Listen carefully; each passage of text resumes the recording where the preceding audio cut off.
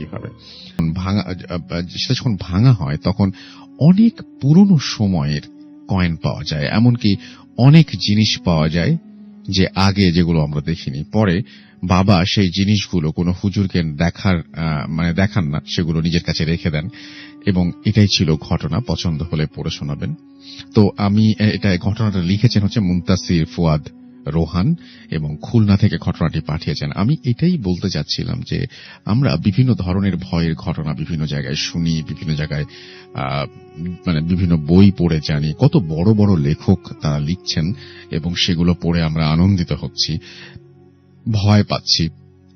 আমাদের হলিউডে যে সমস্ত হরর ফিল্ম তৈরি হচ্ছে, আমরা বিভিন্ন জায়গায় যে সমস্ত ওয়েব সিরিজ দেখছি, সেগুলো দেখে আমরা ভয় পাচ্ছি, এবং কত মেধা সম্পন্ন মানুষ তার পেছনে আছেন একটা ফিল্ম বানাতে। আর আমাদের এইখানে আমাদের বাংলা ভাষায়, আমাদের বাংলা সাহিত্যে ভয়ের গল্পের তো কোনো অভাব নেই, ভয়ের ঘটনারও কোনো অভাব নেই। এবং আমাদের বাঙালি একজন যে কোনো একটা জায়গায়, যে কোনো জায়গা থেকে, এটা তো খুলনা, রাজশাহী, ঢাকা, চট্টগ্রাম, রংপুর, বরিশাল বা সিলেট নয়, যে কোনো প্রত্যন্ত অঞ্চলেও একজন মানুষ তার ঘটনা লিখে পাঠিয়ে, খুব স্বাভাবিকভাবে লিখে পাঠিয়ে ভয় ধরিয়ে দিচ্ছেন।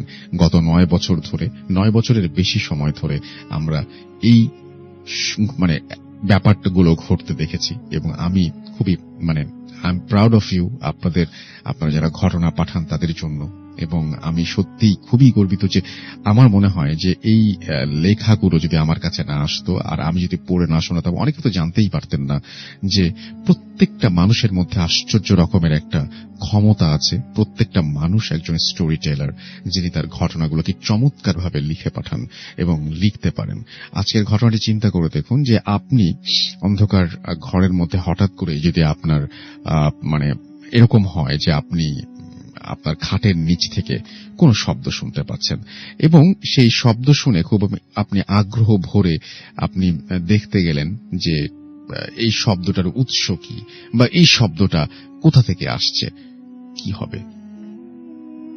আপনি তাকালেন এবং দেখলেন একটি মেয়েকে, যেই মেয়েটা কিনা একটা সাপ হাতে নিয়ে খাটের নিচে বসে আছে। আপনি চিন্তা করতে পারেন যে একটা মেয়ে সে খাটের নিচে সাপ হাতে নিয়ে বসে আছে, এবং আপনি তাকে দেখা মাত্র সে আপনার গায়ে সাপটাকে ছুঁড়ে মারছে। এর চেয়ে ভয়ের দৃশ্য পৃথিবীতে আর কি হতে পারে? আমি এটা যখন পড়ি তখন খুব শিউরে উঠেছিলাম। বা তিনি তার পরে যে বর্ণনাটা দিয়েছেন যে একজন বোরকা পরা মানুষ, মহিলা, তার একদম মুখের সমান্তরালে সেই মানুষ, এটা আমি যদিও শুনেছি, কিন্তু আমি এই দৃশ্যটা কল্পনাও করতে পারি না যে তিনি যেটা বলছেন যে সাপ হাতে একটা মেয়ে বিছানার নিচে বসে আছে। কি ভয়ঙ্কর দৃশ্য, তাই না? এটাই তো আমার মনে হয় যে এরকম ঘটনা আপনাদের কাছেও আছে, এবং আমি বিশ্বাস করি যে যে কোনো সময়, যে কোনো মুহূর্তে আপনারা সেই ঘটনাগুলো আমাদের পাঠিয়ে দেবেন। আমাদের চারপাশে অনেক ঘটনা ঘটে, কোনটা সত্যি কোনটা মিথ্যা হয়তো আমরা বুঝি না, বা কোনটা আসলে ভয়ের, কোনটা ভয় পাওয়া উচিত, কোনটা ভয় পাওয়া উচিত না, সেটাও আমরা জানি না। বাট এইরকম ঘটনা কিন্তু প্রতিনিয়তই আমাদের সাথে ঘটে চলেছে এবং ঘটছে, এবং আগামীতেও ঘটবে। আশা করছি যে আপনি সেই ঘটনাগুলো আমাদের লিখে পাঠাবেন। এবং আমি আজকের ঘটনাটা পড়ে সত্যি খুবই খুবই মুগ্ধ হয়েছি। আমার মনে থাকবে যে সাপ হাতে খাটের নিচে একটি মহিলা বা বাচ্চা, একটা মেয়ে বলেছে, সেই মেয়েটি বসে আছে। চমৎকার। তো চলুন আমরা পরবর্তী ঘটনায় যাব, তবে তার আগে আমি দেখব যে আমাদের ফেসবুকে যারা লিখছেন। আরেকবার বলতে হবে। আমি অসীম যাত্রাবাড়ি। জি, স্টোরিতে ঘটনাতে চলে যাচ্ছি। জি। চাকরির সুবাদে আমি ঢাকা থেকে চিটাগাং যাওয়ার একটা ছিল। তো আমি ঢাকা থেকে চিটাগাং যাওয়ার উদ্দেশ্যে আপনার মতিঝিল আরামবাগে বাস কাউন্টারের এখানে দাঁড়িয়েছিলাম। তো আমি আসলে একটা ফার্মাসিউটিক্যাল কোম্পানিতে আছি। তো আমার পরিচিত কিছু আপনার অ্যাম্বুলেন্সের ডাক্তার, বিবিএম ড্রাইভার ছিল। তো ওইখান থেকে ওই আরামবাগে স্টেশন থেকে আমার একটা পরিচিত অ্যাম্বুলেন্সের ড্রাইভার বললো যে ভাই কোথায় যাবেন? তো আমি বললাম যে আমি চিটাগাং যাবো। তো বললো যে আমি তো ওখানে যাচ্ছি, ঢাকা মেডিকেল থেকে শুধু একজন লোক নিবো, তারপর আপনার সাথে একসাথে চলে যাই। তো বললাম ভাবলাম ঠিক আছে, ওকে, একজন যদি কোম্পানি দেয় সাথে অ্যাম্বুলেন্সে চলে গেলে তাড়াতাড়ি চলে যেতে পারবো। তো আমি ওর সাথে গাড়িতে উঠে অ্যাম্বুলেন্সে উঠে ঢাকা মেডিকেল যাই। যাওয়ার পর ওখানে দাঁড়িয়ে একটু চাটা করি। এর মধ্যে দেখেছি একটা কফিন অ্যাম্বুলেন্সের কাছে নিয়ে আসা হচ্ছে। তো আমি জানতাম না যে আসলে অ্যাম্বুলেন্সে কি যাচ্ছে। আমি ভাবছিলাম হয়তো রুগী বা কোনো অন্য কিছু যাচ্ছে। কফিন বা লাশ যদি জানা হতো তাহলে আমি অবশ্যই যেতাম না, কারণ এগুলোতে একটু ভয়ে থাকি।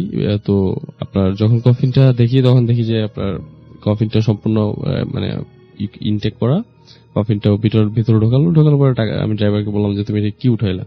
ভাই কফিন। পরে বললাম যে লোকজন কি সাথে যাবে না? না আসলে ডেড বডি তো মারা গেছে, সরি আপনার আত্মহত্যার ইসের, তো আপনার এটা এভাবে নিয়ে যেতে হবে। তো যথারীতি গাড়িতে ওঠানোর পর গাড়ি স্টার্ট করলো। গাড়ি স্টার্ট করার পর আমরা কুমিল্লা না সরি 14 গ্রাম পর্যন্ত নরমালি যাই। 14 গ্রামে যাওয়ার পর আমরা খাওয়া দাওয়ার জন্য রাস্তা ব্রেক নেই। ব্রেক নেওয়ার পর আপনার রাস্তার পাশে হাইওয়ের পাশে একটা রেস্টুরেন্টে খাওয়া দাওয়া করে ওইখান থেকে গাড়িতে উঠি। গাড়িতে ওঠার পর ওইখান থেকে ওইখানে যারা আছে তারা জানে যে ওই সাইডের যে রাস্তাগুলো ওগুলাতে আপনার গাড়ির যে গতিবেগ ঘন্টায় কমপক্ষে 100 এরকম পাওয়ার থাকে। তো আমাদের গাড়িতে মানে শো করতেছে 90 কিলোমিটার পার আওয়ার শো করতেছে আর কি গাড়ির গতিবেগ। বাট আমাদের কাছে মনে হইতেছে গাড়ি আরো অনেক স্লো যাচ্ছে। শো করতেছে 90 কিলোমিটার পার আওয়ার, কিন্তু মনে হইতেছে 40 কিলোমিটার পার আওয়ার গাড়ি যাচ্ছে। আর গাড়িতে আমরা দুজন আর ডেড বডি তিনটা। বাট মনে হইতেছে যেন 4-5 জন আমরা গাড়িতে আসছি, বা গাড়িটা আরো লোড। তো শরীরটা একটু ভালো লাগতেছিল। তো ড্রাইভারের দিকে আমি তাকাচ্ছিলাম। ড্রাইভার বলতেছে ভাই আপনি অন্যদিকে তাকিয়ে করেন না, আপনি সামনের দিকে তাকিয়ে থাকেন, কোনো দিকে তাকানোর দরকার নেই, আপনি আপনার মতো করেন। তো আমি কানে হেডফোন লাগিয়ে একটু চোখে তন্দ্রার মতো আসছিল। তো আমি চেয়ারের সাথে করে শুয়ে রয়েছিলাম। তো কখন যে চোখে হালকা ঘুমে এসে পড়ে আমি বুঝতে পারিনি। তো একটু সামনে যাওয়ার পর আইল্যান্ডের উপর দিয়ে মনে হয় দেখে নাই, বা ও কি করছে আমি যেমন বলতে পারবো না। আইল্যান্ডের উপর দিয়ে ব্রেক না করে আপনার গাড়িটা স্ট্রেট সামনের দিকে এগিয়ে নিয়ে যায়। তো এগিয়ে নিয়ে যাওয়ার পর আইল্যান্ডের উপর দিয়ে যাওয়ার সাথে সাথে আপনার প্রচন্ড একটা ঝাঁকুনি অনুভূত হয়। আমার মাথাটা গিয়ে অ্যাম্বুলেন্সের যে ছাদের সাথে বাড়ি খায়। তো প্রচন্ড ব্যথা হয়। ব্যথা পাওয়ার সাথে সাথে ড্রাইভার জিজ্ঞেস করলাম কি হয়েছে? ভাই কিছু দেখেন না? না, না দেখলে থাক, সমস্যা নাই, কিছু হয় নাই, আমি ফলো করি নাই, ঘুম চোখে গাড়ি চালাইতেছি তো, যাক ব্যথা পেতে পার নাই তো? না, বললাম যে না, কোনো ব্যথা পেতে পাই নাই, সমস্যা নাই। আচ্ছা ঠিক আছে, আপনি পিছনে থাকেন, আপনি জাস্ট শুধু সামনে দিকে তাকিয়ে থাকেন, আমরা সমস্যা নাই, একটু করেন আর দোয়াটা পড়েন, কোনো নেই। তো ও যখন দোয়াটা পড়ার কথা বললো, বা যখন আমি ব্যথা পেলাম, তখন আমার কাছে গাটা একটু ভালো লাগলো। আমি একটু বুঝতে পারলাম যে মনে হয় কোনো প্রবলেম হচ্ছে। তখন ও যে সামনে যে আমাদের গাড়ির ভিতরে যে লুকিং গ্লাস বা মিরর যেটা বলি, ওইটা রুমাল দিয়ে ঢেকে দিল। বললাম ওইটা ঢাকতেছো কেন? ভাই পিছনে দিয়ে তাকানো তো কেন, আপনি সামনের দিকে তাকিয়ে থাকেন অথবা ঘুমিয়ে যান। তারপর আমার কিউরিসিটি তো বশত আর শরীরটাও যেতে লাগতেছে, আর গাড়ির গতিবেগ যেখানে 90 কিলোমিটার/আওয়ার ওইখানে গাড়ি যাচ্ছে 40 কিলোমিটারের নিচে। আর গাড়ি তখন আরো ওজন মনে হইতেছে, গাড়িতে আরো কয়েকজন উঠা বসছে এরকম লাগতেছিল। তো দেন আপনার আরেকটু সামনে যাওয়ার পর আবার ঝাঁকুনি প্লাস আপনার গাড়িটা প্রচন্ড ভার লাগতেছিল আর ঝাঁকুনি লাগতেছিল। এই কারণে আমি ড্রাইভারকে বললাম যে ভাই আমি তাহলে কি কোনো প্রবলেম নাকি? না ভাই কোনো প্রবলেম নাই। তারপর আমি বললাম যে তাহলে গাড়িটা একটু সাইড করেন, একটু চেক করে নিই। তো দেন গাড়িটা সাইড করলো। গাড়িটা সাইড করার পর আমরা পিছনে চেক করলে দেখলাম না, আর সবকিছু এভরিথিং অলরাইট। তো আমরা একটু চা সিগারেট খেটে ওখান থেকে একটু রেস্ট নিয়ে দেন আবার গাড়িতে উঠি। গাড়ি স্টার্ট করার পর আপনার কুর্মিবাগ নামে ওইখানে একটা রোড আছে। কুর্মিবাগের উপরে আর একটু সামনে গেলেই ওইখানে আপনার একটা কবরস্থান আছে। কবরস্থানের একটু সামনে যখন যাই তখন গাড়িতে অদ্ভুত একটা আওয়াজ হয়ে আপনার গাড়িটা স্টপ হয়ে যায়। সাথে সাথে স্টপ বলতে কি, গাড়িটা স্টপ করতে বাধ্য হয় আমরা গাড়ি থেকে সাথে সাথে বললাম কি হয়েছে। পরে আমরা বুঝতে পারলাম যে গাড়ির পিছন থেকে কোন একটা আওয়াজ হচ্ছে। তো আমরা তারপর বললাম, ড্রাইভার বললো যে ভাই নিচে নামার দরকার নেই, বাইরে নামার দরকার নেই, আমরা গাড়ি আস্তে আস্তে চালিয়ে নি। তো তারপর ড্রাইভার গাড়ি চালাচ্ছিল। এবার পিছন থেকে শব্দ আসতেছিল, কেউ যেন দরজা নক করলে যেরকম শব্দ হয় এরকম নক করার শব্দ আসতেছিল। লাইক আপনার একবার একসাথে 3বার টোকা দিতেছে, তারপর আবার কিছুক্ষণ স্টপ, আবার দেন 3-4বার টোকা দিতেছে, তারপর আবার কিছুক্ষণ স্টপ। তো এরকম অবস্থা আমার খুব ভয় লাগতেছিল। আমিও আমার শরীরটাও খুবই লাগতেছিল। আমি বললাম যে ভাই কোনো প্রবলেম মনে হইতেছে, একটা কাজ করি, নাহলে আমরা কিছুক্ষণ ব্রেক নেই। বলো ভাই ব্রেক নেওয়ার দরকার নেই, আমরা তো বেশি কিছুক্ষণ নাই, 1 ঘন্টা 1.5 চালাইলে মনে হয় চলে যাবো, আমরা কন্টিনিউ করি। আমরা আচ্ছা ঠিক আছে, আপনার যেভাবে ইচ্ছা। তো ভাই আপনি মিররের দিকে তাকান না, আপনি জাস্ট শুধু সামনের দিকে তাকিয়ে থাকেন। আরেকটু সামনে যখন যাই তখনই আমাদের সাথে ঘটে সবচেয়ে ভয়াবহ ঘটনাটা। আমাদের গাড়িটা হঠাৎ করে আপনার পিছনের যে ডেকের ইটা খুলে যায় আপনার কফিনটা পড়ে যায়। এখন একটা অ্যাম্বুলেন্সের ডেক তো সম্পূর্ণ লক থাকে, আর ডেকটা লক যদি খুলতে হয় ভিতর থেকে খুলতে হবে, অথবা চাবি দিয়ে বাইরে থেকে খুলতে হবে। তো কফিনটা যখন পড়ে যায় তখনই আমাদের শরীর আরো বেশি হয়ে যায়। আমরা সাথে গাড়িটা ব্রেক করি, যেহেতু 90 কিলোমিটার বা 80 কিলোমিটার পার আওয়ার গতি ছিল, আমরা প্রায় 10-15-20 গজ সামনে চলে যাওয়ার পর গাড়ি ব্রেক করার পর দেন গ্লাসটা খোঁজা শুরু করি। আশেপাশে যা আছে দেখলাম যে না, গ্লাস কোথাও নাই। তো আমরা গাড়ির পিছনে ব্যাক করে আস্তে আস্তে খুঁজতেছি। এক পর্যায়ে দেখলাম যে লাশ আছে, বাট কফিনটার সাথে কফিনটা নাই। তো কফিনটা নাই দেখে আমাদের সবচেয়ে বেশি ভয় লাগছে। তো লাশটাকে আমরা টাইনা রাস্তার পাশে পড়েছিল, রাস্তার মধ্যে উঠালাম। ওই আরেকটা কথা বলতে আমি বাই মিস্টেক ভুল হয়ে গেছে, লাশটার গলা কাটা ছিল। তো আপনার গলাটা জাস্ট জয়েন্ট ছিল, আপনার মনে হয় জয়েন করে দিছে এখান থেকে। তো আমরা শুধু শরীরটা পাই, মাথাটা পাচ্ছি না। তখন আমরা হাতে ওনাদের যে অ্যাম্বুলেন্সের সাথে যে লাইট থাকবে, লাইট দিয়ে আশেপাশে খোঁজা হলো। প্রায় 5-7 মিনিট খোঁজার পর মাথাটা পাইলাম। বাট মাথাটা অদ্ভুত একটা জিনিস লক্ষ্য করলাম, যে কাকড়া বা ইঁদুর টাইপের বা মানে কোনো প্রাণী যদি কান বা নাক বা গলার যদি কোনো অংশ মানে খায়, মানে একটু করে খায়, ওইরকম মানে খাওয়া, কান নাক গলা এরকম একটু করে খাওয়া। তো এটা দেখে আমরা দুজনে একজন আর সাহস রাখতে পারলাম না, শক্তি রাখতে পারলাম না। জাস্ট মাথাটা ধরে আমার ড্রাইভারটা ওই মানে বডিটার কাছে ফিকে আমার ফেলে, আমরা রাস্তার উপর যেতে দৌড়ে একটা চায়ের দোকানে যাই। যার পর এখানে 3-4 জন বসা ছিল, ওনাদেরকে ডিটেলস বলার পর ওনারা বললো যে ভাই এই রাস্তাতে এমনি খারাপ, ঠিক আছে আপনারা আমাদের সাথে চলেন। তো তাহলে ওরা আমাদের সাথে আসলো। আসার পর আমরা আপনার ওই ডেড বডিটা দেখার পর ওনারা বললো যে আপনি একটা কাজ করেন, এখন তো বাজে 3-3:30 প্রায়, আর 1-2 ঘন্টা পরে তো আজান দিয়ে দিবে, আপনারা বডিটা রাইখা এখানে গাড়িটা রাইখা ওয়েট করেন, আজানের পর আপনারা এখান থেকে রওনা দিন, আর রাত্রবেলা যেহেতু এখন আর যাই না। পরে আমরা ওইভাবেই মানে বডিটাকে করে অ্যাম্বুলেন্সে ঢুকি, ওই দোকানের সামনে রেখে সকাল যখন আজান দেয়, আজানের পর আমরা ওইখান থেকে চলে যাই। এই ছিল ঘটনা। থ্যাংক ইউ আপনার ঘটনার জন্য, আপনাকে ধন্যবাদ। ভূত এফএম এর পোস্টটা হয়েছিল এবং আমি ভূত FM, the night comes alive. বিশ্বাস করা না করাটা আপনার ব্যাপার।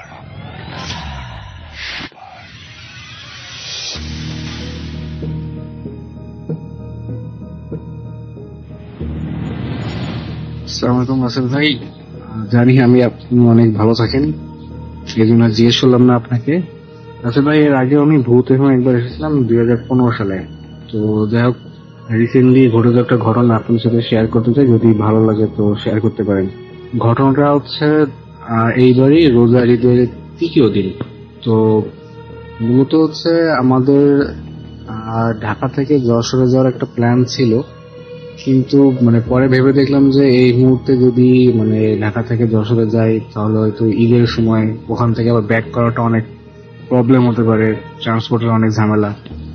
তো একটা সময় আমরা ডিসাইড করি যে তাহলে হচ্ছে আমরা বাইকে যাই। তো এই জন্য আমি আর আমার একটা ফ্রেন্ড আসিফ নাম, আমরা দুইজনই ভাবলাম তাহলে আমরা হচ্ছে বাইকে যাই, ব্যাক করার সময় আমাদের কোনো প্রবলেম না। তো ঈদের 3য় দিন আমরা রাত 11টার সময় এখান থেকে রওনা দিই ঢাকা থেকে। তো যেহেতু ঈদের সময়, তারপর ওই দিন বৃহস্পতিবার ছিল, তো মোটামুটি রাস্তাঘাট এক কথায় বলতে গেলে পুরোটা ফাঁকা, মানে হয়তো মাঝে মাঝে দিয়ে একটা বাস বা ট্রাক রাস্তায় দেখা যায়, আর তাছাড়া পুরো রাস্তায় আমরা দুইজনই। তো আমরা রওনা দিলাম ভালো মতো, ফেরিঘাটে পৌঁছালাম, ফেরিঘাট পার হলাম।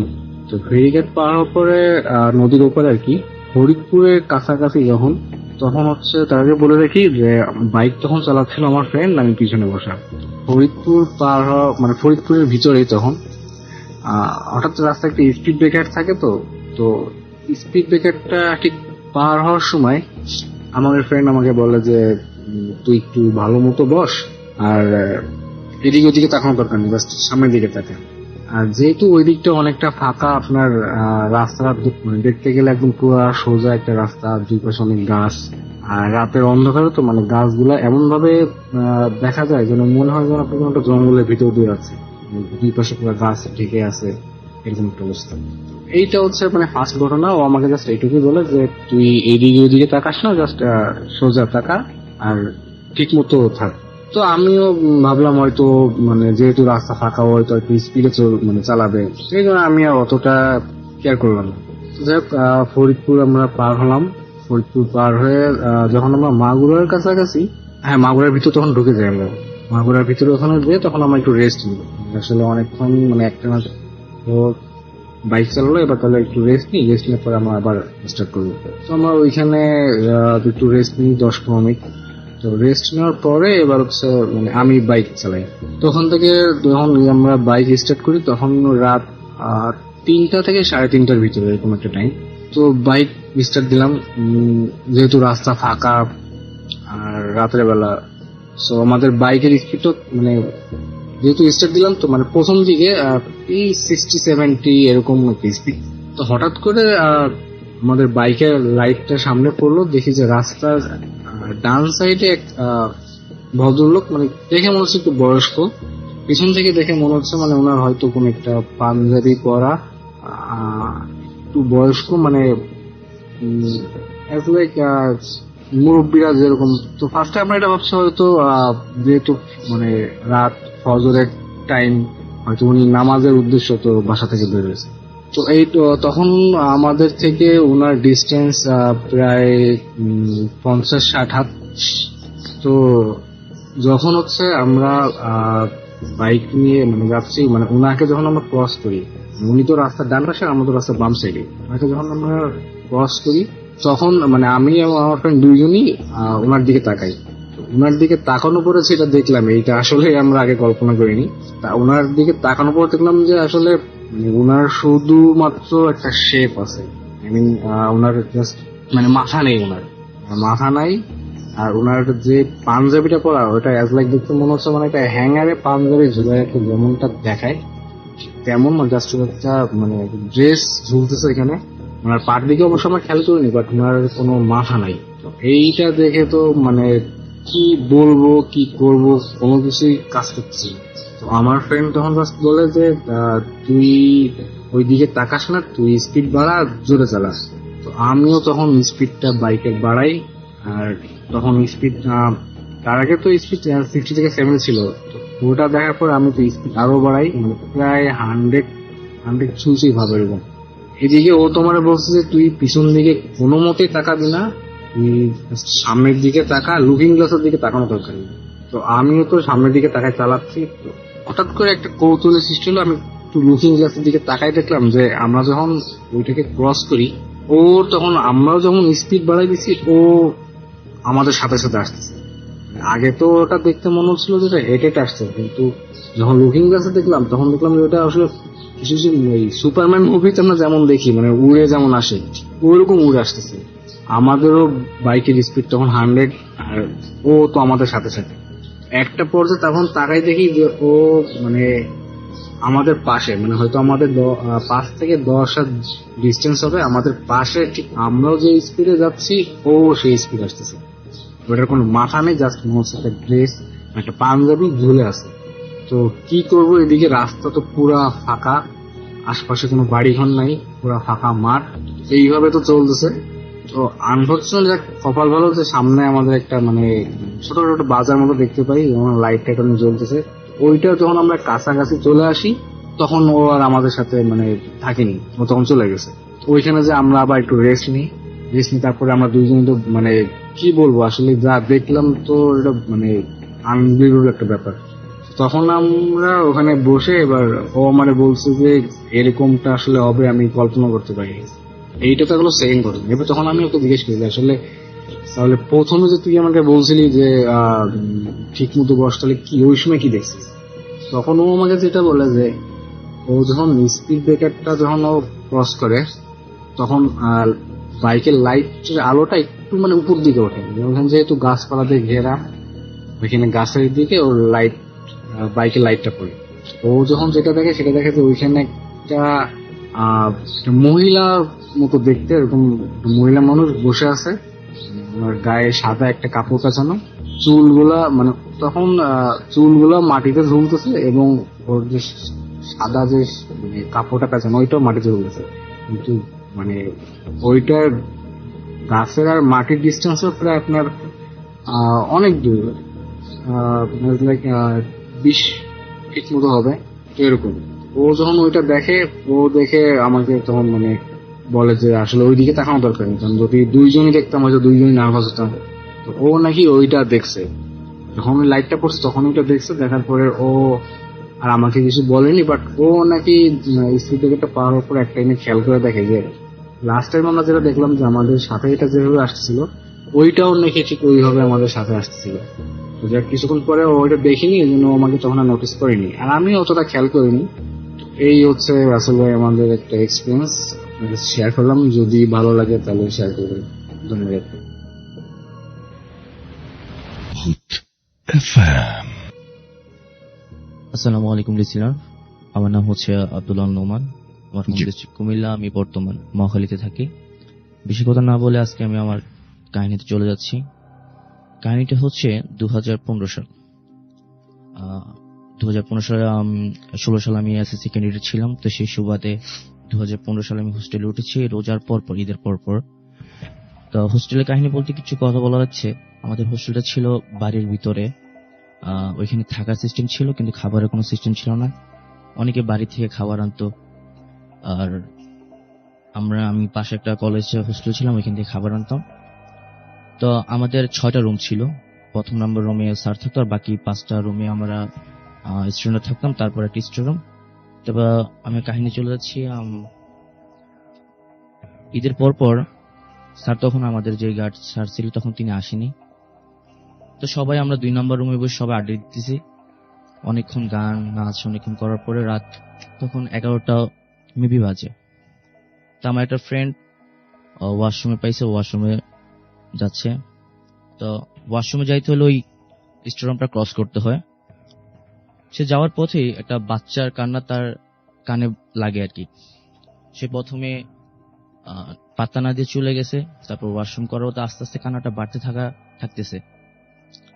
তো সে সেই সুবাদে পিছনে তাকানোর পর দেখতে 6 মাসের বাচ্চা তার দিকে অবাক দৃষ্টি তাকিয়ে কান্না করতেছে।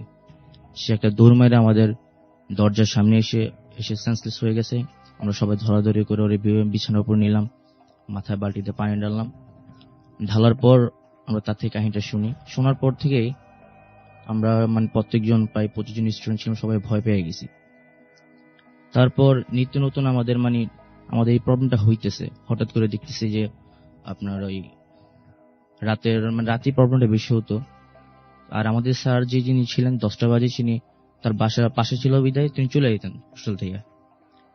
হঠাৎ করে রাত 10টা বাজে দেখা যেত যে হঠাৎ করে আপনার টিনের উপর কিছু পড়তো, মানুষের মতো একটা থাপ করে আওয়াজ হতো, তারপর মানুষ যেভাবে হাঁটে সেরকম আওয়াজ হতো। আর বিশেষ একটা ঘটনা হচ্ছে যে আমরা খাবার যেহেতু আমাদের সুবিধা ছিল না, আমরা রাত্রে কেক নিয়ে আসতাম সকালে খাওয়ার জন্য। দেখা যাইতো যে আমরা কেক আমাদের যেই ব্যাগে রাখতাম, তালা দিয়ে রাখতাম। কেক ঠিক ব্যাগে প্যাকেট ছিল, কিন্তু প্যাকেটের ভিতরে কেক কোনো সময় থাকতো না। এটা মনে করতাম যদি ফ্রেন্ড সার্কেল খেয়ে ফেলতো, এমন না। কেকের প্যাকেট থাকতো কিন্তু কেকের ভিতরে কেকটা থাকতো না। তো একদিন ঝগড়ার বিবাদে আমাকে 6 নম্বর রুম থেকে 4 নম্বর রুমে ট্রান্সফার করা হয়। তো এই রুমটা দীর্ঘদিন বন্ধ ছিল।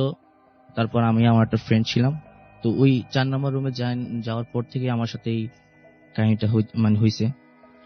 তো ওই রুমে যাওয়ার পর যে আমার একদম দুই সাইডে আমরা দুজনে থাকতাম, ওই রুমে 4 জন থাকতে পারতাম, কিন্তু কোন সময় আমরা 4 জন ছিলাম না, 2 জনই স্যার রাখতো। কেন রাখতো স্যার সেটা ভালো জানতো। তা আমি রাত যখন হইতো তখন ফিল করতাম যে আমার পাশে কেউটা আছে। এটা আমি ফিল করতাম যে আমার পাশে একটা ফিল করতাম যে পাশে কি যেন আছে আমার। আর প্রচুর একটা মহিলার কান্নার আওয়াজ শুনতাম, মাঝে মধ্যে ঝুমুরের আওয়াজ, বা মাঝে মাঝে খুব চিৎকার করে কান্না। তো এটা দেখে আমি নিতান্ত খুব ভয় পাইতেছি। তারপর আমি আমার ফ্রেন্ডদের সাথে শেয়ার করলাম, তারাও নাকি সেটা শুনতেছে। তো তারপর আমি এটা পাত্তা না দিয়ে নিত্য হইতেছে, তো আমি তার পাত্তা দিতাম না। তো একদিন যে আমার রুমমেট ছিল সে বাড়িতে চলে গেছে, তো আমি রুমে একা ছিলাম। সবাই আড্ডা মাড্ডা দিলাম, স্যার যাওয়ার পরে খাওয়া দাওয়া হইলো, সবাই ঘুমাইতে পড়তে 12টা বাজলো। সবাই রুমে চলে গেছে, আমি আমার রুমে একা শুয়েছি। তো মনে হয় আধা ঘন্টা আমি ঘুমাইনি। আমি ফিল করতেছি একটা কান্না আমার কানে বাজতেছে। তা আমি এটা পাতা না দিয়ে আমি একদম চোখ বন্ধ করে হাত মুখ শুয়ে আছি। তা আমি কিছুক্ষণ পরে ফিল করতেছি মনে হয় আমি ভাসতেছি, এরকম কিছু একটা ভাসতেছি আমার মনে হচ্ছে। তারপর আমি চোখ খুললাম। তো চোখ খোলার পর আমি যা দেখলাম তা আসলে আমি কোনো সময় দেখার জন্য প্রস্তুত ছিলাম না। একটা সাদা পরা কাপড় পরা এক মহিলা, তার মুখটা খুব বিবর্ষ ছিল, দাঁতগুলো মনে হয় কিছু একটা খাইছে, খুব রক্তাক্ত, চোখের জায়গায় নাই, আর চুলগুলো মনে হয় সাপের যেভাবে প্যাঁচে ওইরকম আর কি। তা আমি যতটুকু দোয়া জরুস পর আমি পড়তেছি, কিন্তু আমার কোনো কাজ হচ্ছে না। হাত পা লাগার খুব ট্রাই করতেছি, হইতেছে না। চিল্লা দেওয়ার ট্রাই করতেছি, কিছু হইতেছে না। অনেকক্ষণ যাবত এর হইতেছে। তারপর হঠাৎ করে আমি দেখতেছি আমি না হাত পা লাড়তে পারছি, চিল্লান দিলাম। তারপর আমি সেন্সলেস হয়ে গেলাম। আমার ফ্রেন্ডস সবাই আসলো, দরজা ভাঙার পরে আমার পানি টানি ঢাললো, তারপর আমি ঠিক হইলাম। তারপর আমি আমার আগে যারা ছিল আমাদের হোস্টেলে, আমি বড় ভাইদেরকে জানালাম যে ভাই আসলে এই কাহিনীর ব্যাপারে আপনারা কিছু জানেন কিনা। তো উনি আমাকে বললো যে 4 নম্বর রুমে আমরা যখন ছিলাম তখন 4 নম্বর রুমটা খুব অফ ছিল, তোমরা হয়তোবা স্টুডেন্ট বেশি সেই জন্য হয়তো খুঁজতে, কিন্তু 4 নম্বর রুমটা কিসের জন্য বন্ধ ছিল আমরা জানতাম না, হয়তোবা কিছু আছে। আর আমরা কিছু আন্দাজ করছি যে এই রুমে কিছু না আছে, কিন্তু স্যার আমাদেরকে কোনোদিন বলে নাই। তা আমরা প্রতিনিয়ত আপনার ওই কান্না বা আমার সাথে নিত্য এটা হইতেছে, বাচ্চার কান্না বা মহিলার হাসি ঝুমুরা আমার সাথে হইতেছে। তো হওয়ার পর আমি আমার আব্বুকে জানালাম। তো আব্বু আবার এক হুজুরের সাথে কথা বললো, তো হুজুরকে নিয়ে তো আমি আমার হোস্টেলে একদিন গেলাম। যাওয়ার পরে উনি অনেকক্ষণ আমার হোস্টেলটা ঘোরার পর আমার থেকে জানলো, আমার ফ্রেন্ড থেকে জানার পরে উনি আমার কিছু বললো না, তা আমার আব্বুকে বলছে আর কি। তা আমার আব্বু থেকে আমার শোনা যে দীর্ঘদিন প্রায় অনেক বছর আগে এটা একটা মহিলা হোস্টেল ছিল, এটা একটা লেডিস হোস্টেল ছিল। তো একটা মেয়ে বিয়ে হওয়ার আগে সন্তানের মা হয়ে গেছিল। তো এখানে বাচ্চারা অনেকদিন সে বাড়িতে যায় না, এখানে বাচ্চারা প্রসব করছিল। তারপরে তার যে বয়ফ্রেন্ড ছিল সে তার এই বাচ্চাকে স্বীকার করে নেয়। তো 2-3 মাস যাওয়ার পর সে যখন তার ওই বয়ফ্রেন্ড তার বাচ্চাকে স্বীকার করতেছে না, তারপর নাকি সে তার বাচ্চাকে নিজের হাতে হত্যা করে নিজে ওই 4 নম্বর রুমে আমি যে বেডে ঘুমাইতাম ওই বেডের উপরে সে ফাঁসি দিছে। তারপর নাকি তারপর থেকে নাকি হোস্টেলে অনেকদিন বন্ধ ছিল, কারণ তারপর থেকে নাকি তার আত্মা বা লেডিস হোস্টেল অনেক বছর অফ ছিল, এটা প্রায় 15 বছরের মতো। তো অফ থাকার কারণে তারপর আমাদের আগের যারা 2 বেশ সিনিয়র ছিল তাদের থেকে স্টার্ট হয়েছে, কিন্তু তাদের সময় 4 নম্বর রুমটা অফ ছিল। এটা আমাদের স্টুডেন্ট সংখ্যা বেশি হওয়ার কারণে আমরা ওই রুমে ছিলাম আর কি। তো এই হচ্ছে ভাই আসলে আমার ঘটনা আজকে। Thank you so much. আমরা চলে যাব আমাদের থার্ড যে অতিথি তার কাছে। আপনি এখানে চলে আসেন। হ্যাঁ, আপনার সাথে আমি নেক্সট ঘটনাটা আপনার কাছ থেকে শুনতে চাই, এবং আপনার নামটা প্লিজ একটু বলবেন। আপনি অনেক দূর থেকে এসেছেন, আমরা সবাই জানি। তারপরে আপনি আজকে আমাদের এখানে এসেছেন, জন্য আপনাকে অনেক ধন্যবাদ। এই ওয়েদারের মধ্যে এত দূর থেকে এসেছেন, থ্যাংক ইউ ভেরি মাচ। আমি চলে যাচ্ছি আপনার সাথে ঘটনায়, এবং আপনার নামটা কি একটু বলবেন, কোথা থেকে এসেছেন সেটা আপনিই বলেন, তারপর আপনার ঘটনায় যাই। থ্যাংক ইউ রাসেল ভাই, সরি। আমি মোহাম্মদ শাহরিয়ার হোসেন, আমি এসেছি গাজীপুর থেকে। আমি সরাসরি আমার ঘটনায় চলে যাচ্ছি। আমার ঘটনাটা আমার নিজের সাথেই ঘটা, আজ থেকে আরো প্রায় 2 বছর আগে। সময়টা ছিল 2017 সাল। আমি তখন ক্লাস 10-এ পড়ি।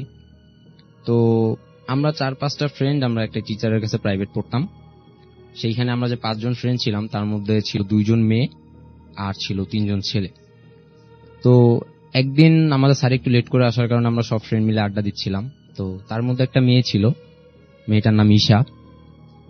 মেয়েটা বলতেছিল যে ও নাকি কিছু একটা ফিল করে, যে ওর আশেপাশে কেউ আছে, ও মাঝে মধ্যে চিল্লানোর আওয়াজ পায়, বা এরকম যে ওর বাসার উপরের তালা যেটা অনেকদিন যাবত বন্ধ পড়েছিল সেইখানে হয়তো কোনো ফ্যামিলি মেম্বার্স এখনো আছে, সেখানে বাচ্চার দৌড়াদৌড়ি, ফ্যামিলির নয়েজ, এক্সেট্রা এক্সেট্রা সে শুনতে পায়।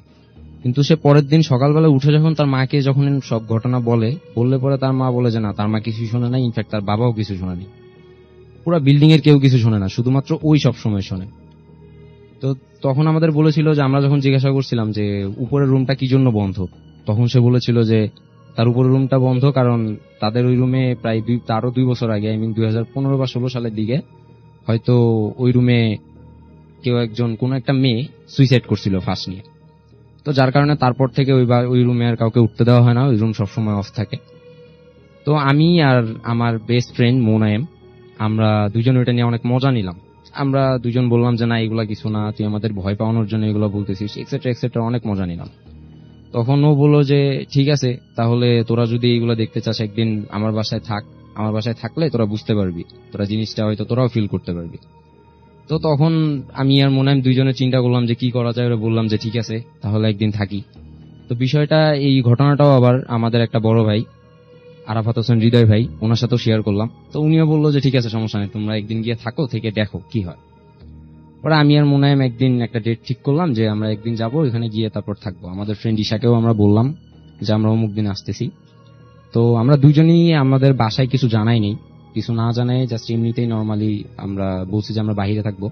তো সেই রিজনটা নিয়ে আমরা ওখান থেকে এসে আমাদের ফ্রেন্ডের বাসায় আসছি। তো তার আগে আমরা আবার ঈশাকে বলে রাখছিলাম, আমি আর মোনায়েম, যে আমরা দুজন ওই রুমটাতেই থাকবো যে রুমটাতে তালা বন্ধ করা আছে, যে মেয়েটা সুইসাইড করছিল। আমরা বলছিলাম ওইটা হচ্ছে ঈশাদের নিজস্ব বাসা। দ্যাটস আমি বলছিলাম যে ওর বাবার থেকে যাতে যেভাবে হোক চাবিটা কালেক্ট করে আমাদেরকে দেয়, আমরা ওইখানে থাকবো। তো আমরা রাত্রে 10টা সাড়ে 10টার দিকে আমি আর মোনায়েম দুজনেই আমাদের ফোন, সাথে একটা টর্চ লাইট, কিছু খাবার, এক্সেট্রা এক্সেট্রা সবকিছু নিয়ে আমরা রুমের মধ্যে গেলাম। তালা খুলে আমরা রুমের মধ্যে গেলাম। অনেকদিন রুমটা বন্ধ থাকার কারণে রুমের মধ্যে অনেক ময়লা ছিল, সেগুলো মোটামুটি নিজেদের কাছে যেগুলো ছিল, মানে যন্ত্রপাতি ছিল আমাদের, সেগুলো দিয়ে আমরা ক্লিয়ার করলাম। ক্লিয়ার করার পর আমরা ওখানে একটা শোয়ার জন্য একটা করলাম যে আমরা এখানে রাত্রে শুয়ে তারপর কাটাবো। তো নিচে থেকে আমরা একটা লাইট আনছিলাম যাতে লাইটটা চালায় আমরা কিছুক্ষণ থাকতে পারি, আর একটা টেবিল ফ্যান আনছিলাম আমাদের ঈশার বাসার থেকে, ফ্রেন্ড যে ঈশা, ওর বাসার থেকে। তো তারপর আমরা সেখানে আমি আর মোনায়েম রাত্রেবেলায় দুজন গল্প করি। গল্প করতে করতে করতে করতে দুজন বিভিন্ন ধরনের কথা বলতে বলতে ফোনে ইউটিউব নেট চালাইতে চালাইতে প্রায় 2টা বাজে। তখন আমি আর মোনায়েম চিন্তা করি যে রাত প্রায় 2টা বাজে, তো এখন ঘুমানো উচিত, কারণ পরের দিন আবার স্কুল আছে, স্কুলে যাইতে হবে, স্কুল তো মিস দেওয়া যাবে না। পরে আমি আর মোনায়েম দুজন ঘুমানোর জন্য রেডি হচ্ছি, এমন সময় হঠাৎ করে আমাদের রুমের লাইট জ্বালানো ছিল, হঠাৎ করে রুমের লাইট অফ হয়ে গেল, আমাদের যে টেবিল ফ্যানটা চলতেছিল টেবিল ফ্যান অফ হয়ে গেল। তো দুজন একটু চিন্তার মধ্যে বললাম, তারপর আবার চিন্তা করলাম যে না, লোডশেডিং স্বাভাবিক, এটা হইতেই পারে, এটা ব্যাপার না। পরে দুজনে মোবাইলে ফ্ল্যাশ জ্বালানোর চেষ্টা করলাম। যখন ফ্ল্যাশ জ্বালানোর জন্য আমরা ফোনটা অন করি, দুইজনের একজনের ফোনেও তখন টোটালি চার্জ ছিল না। যেখানে আমরা 5 মিনিট আগেও দেখলাম যে আমার ফোনে 70% চার্জ আছে আর মোনায়েমের ফোনে 80% চার্জ আছে, তারপরেও সেখানে আমরা পরে দেখতে পাই যে আমাদের ফোন অন হচ্ছে না। তো একটু চিন্তার মধ্যে পড়লাম। তারপরে যখন আমাদের সাথে যে টর্চটা ছিল, সেই টর্চটা অন করার জন্য আমরা যখন টর্চটা অন করি, সেটা অন হচ্ছে না। তখন আরো বেশি আমাদের মধ্যে একটা ভয় কাজ করলো যে কি হচ্ছে আমাদের সাথে এটা। তো সাডেনলি আমরা এরকম করতে পাই যে আমরা দুইজন ছাড়াও হয়তো আমাদের রুমের মধ্যে আরো কেউ আছে। তখন পুরো রুম অন্ধকার, আমরা বুঝতে পারতেছি না কিছু, যে এখানে তো কোনো কিছু দেখাও যাচ্ছে না, আমাদের ফোন অফ, টর্চ অফ, আমরা কোনো কিছু দেখতেও পারতেছি না। এখানে যে কোনোভাবে দেখবো যে আমাদের এখানে কেউ আছে কিনা, আমরা দেখতে পারতেছি না। তো আমরা আস্তে আস্তে জানালার দিকে যখন আসলাম, জানালার দিকে বাইরে তাকায় দেখি যে সব জায়গায় কারেন্ট আছে, সব জায়গায় ইলেকট্রিসিটি আছে, বাট আমাদের রুমটার মধ্যে লোডশেডিং। তখন হঠাৎ করে আমরা আবার এরকম সাউন্ড পাই যে আমরা যে ইসে ছিলাম সেটা ছিল 6 তলা, তার উপরে হচ্ছে ছাদ। তো ওই বিল্ডিং এর ছাদে অনেকজন মানুষ একসাথে হাঁটাহাঁটি করতেছে। ইনফ্যাক্ট এরকম যে একটা মাঠে যদি ফুটবল খেলা হয় তাহলে সেখানে অনেক প্লেয়ার থাকে, আর সেই ছাদেও এরকম মনে হচ্ছে যে হয়তো উপরে ফুটবল খেলা হচ্ছে। তো দুইজনে চিন্তা ভাবনা করলাম যে এত রাত্রে তো ছাদে এত মানুষ আসার কথা না। তারপরও মোটামুটি একটা করলাম যে হয়তো আমাদের সাথে খারাপ কিছু হতে যাচ্ছে।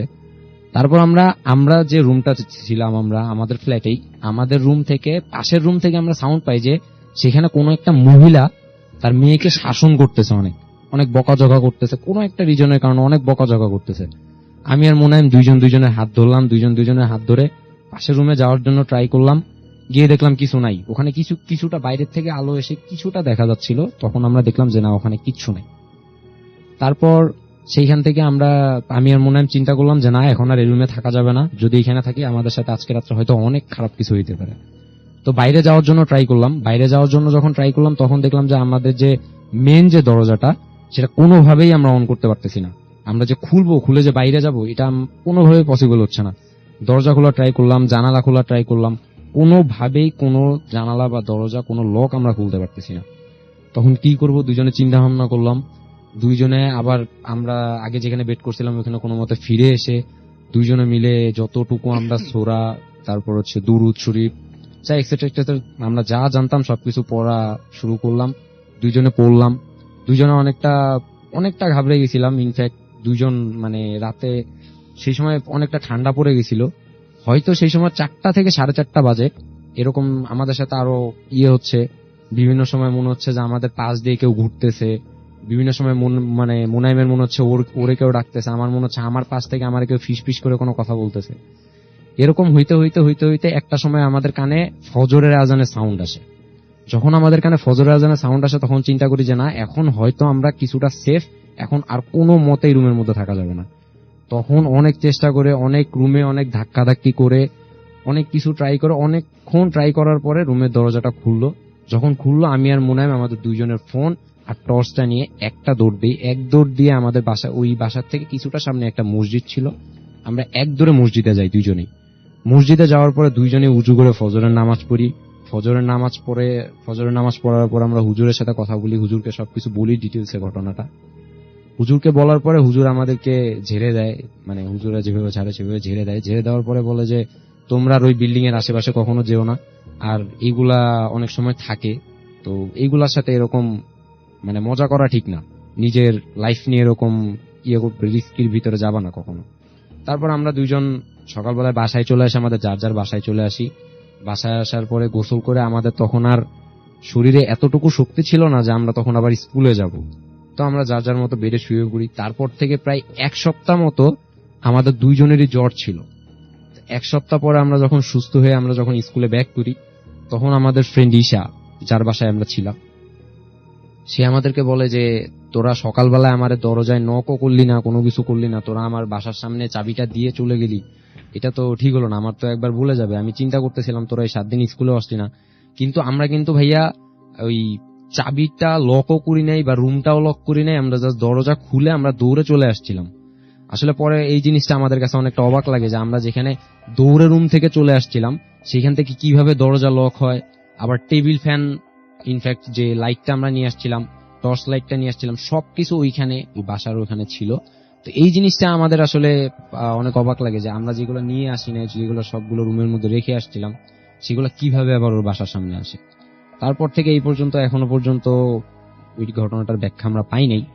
ইনফ্যাক্ট যখনও ঘটনাটা মনে হয় তখনই নিজের মধ্যে অনেক ভয় লাগে এখনো যে আসলে কত খারাপ একটা সময় কাটাইছি। তো এই ছিল আমার ঘটনা। থ্যাংক ইউ রাসেল ভাই। ইউর মোস্ট ওয়েলকাম, আপনাকে অনেক ধন্যবাদ। এবং আমি দেখতে পাচ্ছি যে আমাদের এখানে অনেকেই লিখছেন, আমি একটু পড়ি, আশা করছি ভালো লাগবে। চলুন আমরা আরেকটা ইমেল পড়ে ফেলি আজকে। লিখেছে কাজ হবে কারণ তারা পঙ্গু হওয়ায় খুব রাগী এবং গোয়ার টাইপের জিন ছিল। পীর সাহেব নিজেও অপারগতা প্রকাশ করেন আর বলেন এর সমাধান করতে হবে বাড়িতেই। তিনি এক তান্ত্রিকের সন্ধান দেন। সেই তান্ত্রিক প্রথমে আসতে চায় না, পরে অনেক কাকুতি মিনতি করার পরে অনেক টাকার লোভ দেখিয়ে তাকে রাজি করানো হয়। তান্ত্রিক এসে উপস্থিত হয় বাড়িতে। তান্ত্রিক বাড়িতে এসে বলে 3 দিন ভর দুপুরে আলামিনকে ঝাড়াতে হবে, যদি তা করা যায় তবে সে সুস্থ হবে, আর তা না হলে সে নিজেও জানে না। তান্ত্রিকরা ছিল 3 জন, তান্ত্রিকের বউ আর তার আচ্ছা এটা মনে হয় পড়েছি আমি, এটা মনে হয় বাদ দেওয়াটাই ভালো, কারণ আমার কেন যেন মনে হচ্ছে এটা আমি পড়েছি। তো যাই হোক, আমার তার চাইতে আমরা বরং একটা যেটা করতে পারি সেটা হচ্ছে আমাদের কাছে একটা অডিও ক্লিপ আছে, সেই অডিও ক্লিপটা শুনে আসবো এবং তারপরে আমাদের অতিথিদের ঘটনা আমরা আবারও পড়বো। আশা করছি যে এই ঘটনাটা আপনাদের অনেক বেশি ভালো লাগবে। চলুন শুনে আসি ঘটনাটি। আসসালামু আলাইকুম, আমি আবিরা, আমি চিটাগাং থেকে বলছি। আজকে আমি যে ঘটনাটি শেয়ার করব সেটি মূলত আমার সাথে ঘটা। এটি ঘটেছে গত মঙ্গলবার। আমি এইচএসসি সেকেন্ড ইয়ারে পড়ি, তো আমাকে রাত জেগে পড়তে হয়। তো আমি পড়তে পড়তে দেখা যাচ্ছে যে 1টা বেজে গেছে, সাডেনলি কারেন্টটা চলে যায়। কারেন্টটা চলে যাওয়ার পরে আমি চিন্তা করছি আর তো পড়ে লাভ নেই, কারেন্ট চলে গেছে, সো পড়বো না। এমন করে আমি ঘুমের প্রিপারেশন নেই। ঘুমের প্রিপারেশন নেওয়া বলতে গেলে দোয়া পড়তেছি, এরকম আমি সাডেনলি খেয়াল করলাম যে আমার আশেপাশে অনেকক্ষণ সাউন্ড হচ্ছে, লাইক মামির রুমে ফ্রিজ আছে, ফ্রিজের দরজা ওপেন আর অফ হচ্ছে এরকম। সেদিন আনফর্চুনেটলি বাসায় কেউ ছিল না, বাসায় আমরা 2 বোন আর আমার মামি থাকি। তো দরজা খুলছে আর বন্ধ করছে এরকম, আমি চিন্তা করলাম যে হয়তো আমি ভুল শুনছি। তারপরে চিন্তা একবার চেক করে আসি। তো মোবাইলের ফ্ল্যাশ লাইটটা আমি দিয়ে ওইখানে আমি গেলাম, যার পরে দেখলাম যে ফ্রিজটা ওপেন। তো চিন্তা করলাম যে আমি কখন খুললাম বা কখন খোলা ছিল খেয়াল করলাম না, আমি ওটা অফ করে দিলাম। আমি ওটা অফ করে রুমে, আমি ড্রয়িং রুমে ঘুমাই, ড্রয়িং রুমে ওখানে খাট আছে, এখানেই ঘুমাই। তো ড্রয়িং রুমে এসে বসছি, বসে শোবো, তখনই আমি খেয়াল করলাম যে আপুর রুমে কেউ দরজাটা বন্ধ আর খুলছে, এরকম একটা অবস্থা। তখন আমি ভয় পাইনি, আমি জাস্ট কিচেন রুমে যাই, মোবাইলের ফ্ল্যাশ লাইট দিয়ে আমি ফার্স্টে কিচেন রুমে যাই, কিচেন রুমে গিয়ে দেন ওই রুমে যাই, একটা বটি হাতে নিয়ে ওই রুমে যাই, কজ জানি না কখন কি হতে পারে। তো দেখলাম যে সবকিছু নর্মাল, দরজাটাও খোলা। দেন আবার জানালা গুলো চেক করলাম যে খোলা আছে কিনা, দেখলাম যে না, সবকিছু ঠিকঠাক আছে। আমি আবার শুতে চলে যাই, আবার সে একসাথেই ফ্রিজ খোলার সাউন্ড হচ্ছে, দরজা 3টা বন্ধ আর খুলছে, কিচেন রুমটা। আমি তখনই ভয় পাই, চিন্তা করলাম যে পাশের বাসাতেই আমার আরেকটা মামি থাকেন। চিন্তা করলাম যে তাড়াতাড়ি কাছে যাই। সাডেনলি আমি খেয়াল করলাম যে আমার পুরো 2 পা অবশ হয়ে গেছে। দেন আমি বললাম যে না, কিছু খারাপ কিছু হচ্ছে, আমাকে দোয়া পড়তে হবে। তো আমি আয়াতুল কুরসি পড়ার ট্রাই করি, দেখলাম যে না, আয়াতুল কুরসি আমি ভুল পড়ছি। তো চিন্তা করলাম যে নার্ভাস হয়ে গেছে, তাই এমনটা হচ্ছে। আমি অনেকেই কল দিলাম, রাতের প্রায় 2টো বাজে, কেউ অতটা খেয়াল করেনি সম্ভবত। তো আমি গেলে ফেসবুকে ঢুকলাম, ফেসবুকে ঢুকে আমি আমার স্যারকে নক দিলাম যে স্যার আমার এমন একটু প্রবলেম হচ্ছে, আপনি আয়াতুল কুরসিটা একটু লিখে দেন। স্যার বললো যে কি হয়েছে, আমি বললাম যে আমি সব ঘটনা পরে বলবো, আপনি একটু লিখে দেন। তো স্যার লিখে দিল, লিখে দেওয়ার পরে আমি ফার্স্টে পড়ার পরে চিন্তা করলাম যে, দেখলাম যে না, সাউন্ড গুলো একটু বন্ধ হয়েছে, যেহেতু খারাপ কিছু হয়েছে আমি আয়াতুল কুরসিটা জোরে জোরে পড়ি, আয়াতুল কুরসিটা জোরে জোরে পড়া শুরু করি। পড়াশোনা সবকিছু নর্মাল, আমি সব দোয়া কালাম করে ঘুমাই যাই। এর পরের দিন সকালে আমি কলেজ কোচিং এমন এগুলো করতে করতে রাতের 7টা বেজে যায়। আমি ঘরে আসি, ঘরে এসে শাওয়ার করি, শাওয়ার করে এসে আমার কাজিনরা পড়ে আমার কাছে, তো তাদেরকে পড়ায়। এইভাবে পড়তে পড়তে রাতের প্রায় 12টা বাজে। দেন আবার সে সাউন্ড, দরজা খুলছে, অফ করছে। এবার তো এসব সাউন্ড হতে হতে চিন্তা করলাম যে না, এগুলা নেওয়া যাবে না। আমি তাড়াতাড়ি করে উজু করে তাহাজ্জুদে নামাজ পড়ি। তাহাজ্জুদে নামাজ পড়ার পর তখন আমার ফিল হচ্ছে আমার আশেপাশে কেউ একজন আছে। তারপরে উজু করা অবস্থায় ছিলাম, তাই আল্লাহর রহমতে কিছু হয়নি। আমি আবার ঘুমিয়ে যাই। এর পরের দিন সকালে তাড়াতাড়ি উঠে মামিকে বললাম যে মামা এই প্রবলেম হয়েছে, এটা সলভ করা দরকার। তো আমার মামা বলছে তুমি আগে বলোনি কেন যে প্রবলেমটা হচ্ছে, 2 দিন ধরে প্রবলেমটা হচ্ছে। তো আমি বললাম যে আচ্ছা মামা, বলি নেই, রাতের বেলা সবাই ভয় পাবে, এরকম কিছু একটু চিন্তা করে আমি বলি নেই, বাট প্রবলেমটা সলভ করা দরকার। তো মামা মসজিদের ইমামকে ডেকে নিয়ে আসেন। উনি বিল্ডিং এ ঢুকবেন না, বলতেছে কি না এখানে প্রবলেম হচ্ছে, আমি বিল্ডিং এ ঢুকবো না, আমাকে বাইরে বসার ব্যবস্থা করে দাও। বাইরে বসার ব্যবস্থা করে দেওয়া হলো। দেন এরকম করার পর হুজুর বলতেছে কি তুমি কি ছাদে যাও দুপুরে বা রাতে? আমি বললাম যে হ্যাঁ হুজুর, আমি দিনের বেলা যাই না, রাতের বেলা মাঝে মধ্যে 1 বা 2 বার এইভাবে যাই। তো বলে রাখি যে আমাদের নানু বাসার বিল্ডিংটা 4-5 তলা কনস্ট্রাকশনের কাজ চলছে, মানে এখনো কমপ্লিট না, জাস্ট পিলার আর ছাদটাই দেওয়া হয়েছে। তো এরকম আর 3 তলা পর্যন্ত কমপ্লিট। তো হুজুর বললো যে আচ্ছা ঠিক আছে, সমস্যা নেই, তুমি ছাদে গেছো, ওইখানে 2টা জিন থাকে, জিনগুলো খারাপ, তারা অনেকদিন ধরে সুযোগ খুঁজতেছিল, বাট সুযোগটা পায় নাই। কালকে আর পরশু সুযোগটা পেয়ে গেছে খুব ভালোভাবে। তা আমি বললাম যে এই প্রবলেমটার সমাধানটা কি? যে কি হবে, তো বলে হ্যাঁ সমাধান আছে, রাতের একটা গরু জবাই করে রাতের বেলা 1 বাটি রক্ত 3 রাস্তা মোড়ে রেখে আসতে হবে, আর 1 বাটি রক্ত 4-5 তলে রেখে আসতে হবে, 2টা বাটি, টোটাল 3টা বাটি। আমি বললাম যে আচ্ছা ঠিক আছে। এরপরে যে গরুটা জবাই হবে গরুটা দিয়ে মিসকিনকে খাওয়াই দিতে বলছেন। তো ওই কাজটাই করলাম। আব্বুকে বলা হলো, আমার আব্বুকে বলা হলো, মামা সবকিছু শেয়ার করে। তো আব্বু কি করে একটা গরু নিয়ে আসে, 1 কালারের বলছিল, গরু নিয়ে এসে গরুটা জবাই করলো। জবাই করার পরে রক্তগুলো আমাকে মাঝরাতে 2টার দিকে 3 রাস্তা মোড়ে দিয়ে আসতে হবে। তো আমি এটা করতে যেত, আব্বু বারবার জিজ্ঞেস করে, যেহেতু আমি ছোট, আমি জিজ্ঞেস করে যে তুমি পারবা কিনা। তো আমি বললাম যে না পারবো, ইনশাল্লাহ পারবো। আমি উজু করে নেই, উজু করে হাতে একটা লাইট রাখি যাতে কোনোভাবে সমস্যা না হয়। আই ডোন্ট নো লাইটটা কেন রাখা হয়েছে, আমার হাতে লাইট ধরাই দিয়েছে। তো আমি যাই, রক্তটা রেখে চলে আসি। হুজুর আগেই বলে দিয়েছিল যে যখন রক্তটা রেখে চলে আসবে পিছন ফিরে তাকাবে না, তোমাকে অনেকেই ডাকতে পারে, যদি তাকাও তাহলে সমস্যা হবে, এরকম একটা বলে দিয়েছে হুজুরে। তো আমি রক্তটা রেখে যে দৌড় মারি, দৌড় মারার টাইমে এমন হয়েছে যে আমার পাটা মচকে যায়, আমি খুবই খারাপ ভাবে ব্যথা পাই। আমি নিচে বসে যাই। তো আমি চিন্তা করলাম যে একবার পিছনে তাকিয়ে দেখি কি হচ্ছে, আসলে কিউরিয়াসিটি কাজ করতেছিল খুব। তো কি হচ্ছে এটা দেখে তারপরে চিন্তা করলাম যে না আমি দেখবো। এরপর আচ্ছা দেখিনি, চলে আসছি। চলে আসার পরে নেক্সট মিশন ছিল 4-5 তলায় রক্ত বাটি রেখে আসতে হবে। আমি গেলাম ফার্স্ট 5 তলায় গেলাম। 5 তলায় গিয়ে আমি বাটিটা রেখে আসলাম। তারপরে তখন ওইখানে তেমনটা প্রবলেম হলো, আমি খুবই তাড়াতাড়ি নামে আসছি।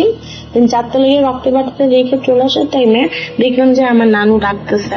আর আমার নানু মারা গেছে 2015-এ। আমার নানু ডাকতেছে।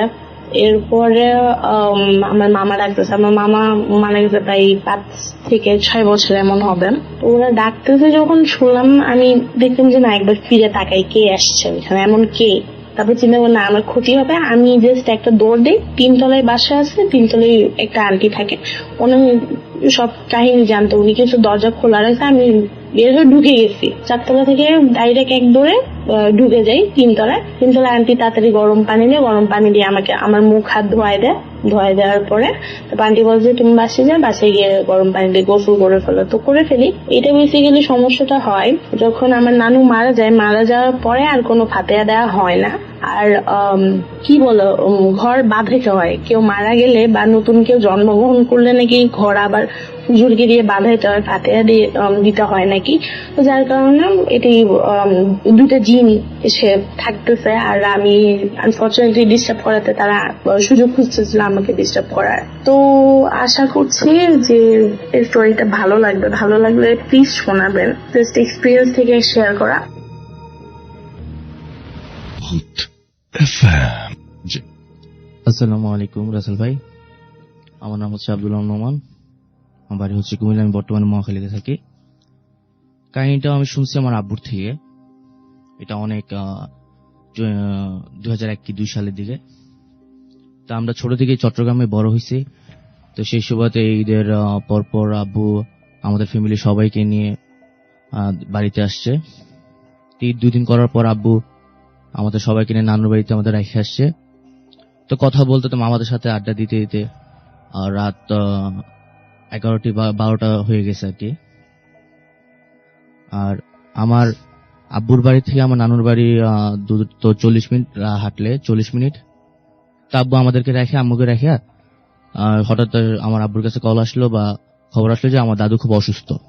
তো সেই সুবাদে আব্বু নানুর বাড়িতে না থেকে চলে গেল আমাদের বাড়িতে। তো বাড়িতে আসতে আপনার একটা সাঁকু পড়ে, মানে একটা খালের মতো একটা সাঁকু পড়ে। তো সাঁকুটা পার হয়ে আমাদের বাড়িতে আসতে হয়, আমার দাদুর বাড়িতে। তো তখন সাঁকুটা কাছাকাছি আসার পর আমার আব্বু কিছু সাউন্ড, মানে একটু মানে এই সাপ যখন ব্যাঙেরে ধরে এরকম একটা মানে অন্যরকম একটা সাউন্ড ফিল করলো। তা আব্বু গুলা পাত্তা দেয় না। তা আমার বুয়া একটু কবিরাজ ছিল, তা আমার আব্বু একটু দোয়া কালাম পড়া শুরু করলো। তো সাঁকুটা ছিল আপনার বাঁশের। তো বাঁশ দিয়ে যখন আমার আব্বু যাইতেছিল, তো বাঁশটার মানে সাঁকুটার অনেকক্ষণ মানে ঝাঁকাচ্ছিল, মানে আব্বুকে পানিতে ফালাই দেওয়ার জন্য। তা আব্বু অনেকক্ষণ আব্বু বুঝতে পারছে এই বিষয়টা স্বাভাবিক না। অনেকক্ষণ যাবত আব্বু মানে চেষ্টা করতেছে বাঁশটাকে ধরে রাখার জন্য, কিন্তু পারতেছে না। কিন্তু ওই সাইড থেকে দেখতেছে কোনো সময় বিড়ালের আওয়াজ করতেছে, কোনো সময় কুকুরের আওয়াজ করতেছে, মানে এক একটা সময় এক একটা রূপ নিচ্ছে আর কি। তা আব্বু যতটুকু সূরা কালাম পারে পড়তেছে, কিন্তু ছাড়তেছে না। মানে যথেষ্ট ট্রাই করতেছে আব্বুরে পানিতে ফলার দেওয়ার জন্য। অলরেডি আব্বু হাত ফসকে একটা হাত ধরা ছিল, পাগুলো পানিতে পুড়ে গেছে। এরপর ঝাঁকাইতেছে আব্বু, তখন মানে পারতেছে না। তা আব্বু যে হোক কষ্ট কইরা ওপারে গেছে। যাওয়ার পর আপনার পাশেটা বাসজার ছিল, আমাদের বাসজার। মনে হচ্ছে যে বাসজারটা মানে একদম টোটালি মনে একদম ভাঙ্গা ছিল, ঘূর্ণিঝড় হইলে যেভাবে হয় সেরকম একটা মানে অবস্থা সৃষ্টি হচ্ছে, মানে বাসজারের যে অবস্থাটা। তা আমার আব্বু বুঝতে পারতো, মানে খুব ভয় পাইতেছে, কারণ এতদিন চট্টগ্রাম ছিল, হঠাৎ করে বাড়িতে আসছে অনেক বছর পর, এরকম জিনিসটা সে আশা করেনি। তো তারপর আমার আব্বুর হাতে একটা কালো টর্চ লাইট ছিল অনেক বড়, তো একটা গরু আকৃতি ধারণ করলো। যে জিনিসটা আমার আব্বুর হাতে কোন কুকুর সাজছে, বিড়াল সাজছে, বিভিন্ন পশু পাখি সাজছে, এখন গরু, লাল একটা গরু সাজছে। আমার আব্বুর দিকে মানে গাই দেওয়ার জন্য, মানে শিং দিয়ে আঘাত করার জন্য দৌড়ে আসতেছে। তো আমার আব্বু কি করলো, হাতে তার লাইটটা ছিল, সে লাইট দিয়ে ওই গরুটার মাথায় মারে। তো মাথায় মারার পর জিনিসটা ভ্যানিশ হয়ে যায়, মানে জিনিসটা কি মানে পলকের মধ্যে ভ্যানিশ হয়ে যায়। তো ভ্যানিশ হওয়ার পর থেকে সাউন্ডটা আবার করতেছে, মানে ভ্যানিশ হওয়ার পর থেকে মানে আওয়াজ সাউন্ডটা আবার করতেছে। তো আমার আব্বু দৌড় দিয়ে পাশে একটা মানে ইয়েতে গিয়ে, আপনার বাড়িতে গিয়ে মানে চিৎকার দিয়ে অজ্ঞান হয়ে গেল। তো মহিলারা ধরাধরি করে মানে রুমে নিছে। সকাল আব্বুর সেন্স ফিরার পর এই কাহিনী বলছে। তো আমার দাদু আবার কবিরাজ ছিল, তো উনি আবার আমার আব্বুর তাবিজ দেওয়ার পর এরপর কোনো ঘটনা, মানে কোনো ক্ষতি হয় নাই। এরপর থেকে আব্বু স্বাভাবিক। এ ছিল ভাই রাসেল ভাই আজকে আমার ঘটনা। থ্যাংক ইউ সো মাচ আপনার ঘটনার জন্য, আপনাকে অনেক ধন্যবাদ। আমরা ছোট্ট একটা ঘটনা যাব, যে ঘটনাটি এটিও একটা অডিও ক্লিপ।